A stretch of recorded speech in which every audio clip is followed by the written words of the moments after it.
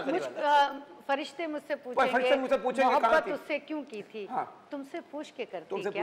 मुझको अच्छे लगते थे, मैंने मोहब्बत कर ली फिर। मेरी बस ये ख्वाहिश है, मेरी मौत पे तुम आना। मेरी मौत पे तुम आना। आके मत जाइएगा। और मोबाइल चार्जर ये अकेला आएगा ही नहीं है, इसके बाद गाड़ी मैं ही लेके आता हूँ उसको।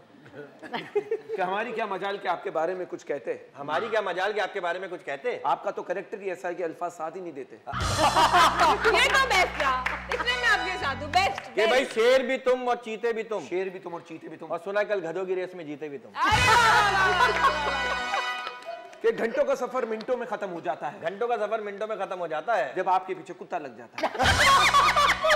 अच्छा, मैं किताब लिखूंगी ना। हाँ। तो मुझे लगता है मैं तो इसलिए नहीं लिख रही थी। कुत्ता और उसकी मोहब्बत उन्माद रखिएगा। ये सोच के वो बिक जाएंगी, ये वाली नहीं बिकेंगी किताबें।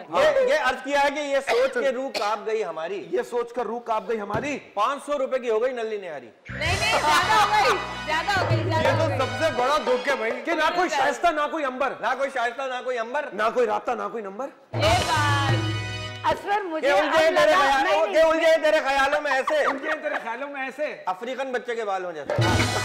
मुझे लग रहा है जंगल में सपेरे बीन लिए बैठे हैं। जंगल में सपेरे बीन लिए बैठे हैं। सांप भी कमीने दूरबीन लिए बैठे हैं। मुझे आज ना पाकिस्तान में मयार तालीम क्यों गिर रहा है। ये बात और किताबें छप क्यों नहीं रही है। मेरा जो छापने वाला है ना उसने लेट क्यों किया। इन लोगों के मुसव्विदे वहां गए हुए थे। और आपने जनाजे की बात की ना, तो देख लेना मेरा जनाजा तेरी बारात से अच्छा होगा। बहुत सीरियस शेर है माशाल्लाह। देख लेना मेरा जनाजा तेरी बारात से अच्छा होगा। और पोलियो के कतरे पिला दो सबको, वरना आपके भी ऐसा बच्चा होगा।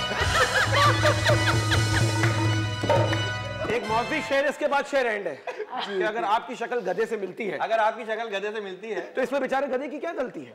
गलती आपकी सोच की है बरकत, गलती आपकी सोच की। आपने गधे को क्यों सोचा। और बस के पीछे लिखा होता है इंसान इंसान को डस रहा है और सांप खड़ा देख के हंस रहा है। और एक बस की ड्राइवर की सीट के पीछे लिखा हुआ था कि रब ने चाहा तो आपको मंजिल पे पहुंचा दूंगा। रब ने चाहा तो आपको मंजिल पे पहुंचा दूंगा, और अगर आग लग गई तो रब से ही मिला दूंगा। बात है भाई। बरकत और उज़्बी के लिए तालियां होनी चाहिए। तालियां अस्मा जी के लिए, खुदा की कसम। आप हर दफा शो में ना आप देखा करें टीवी पे बैठ के, बहुत अच्छा करते हैं। अच्छा अस्मा, आप एक इवेंट मैनेजर भी हैं। किस किस्म के इवेंट्स आप ऑर्गेनाइज करते हैं। जिसमें हम लोग कॉमेडियन होते हैं। इन्होंने शो हमसे करवाएं। अब रिसेंटली मैंने कॉर्पोरेट सेक्टर्स के इवेंट जो हैं वो स्टार्ट किए हैं।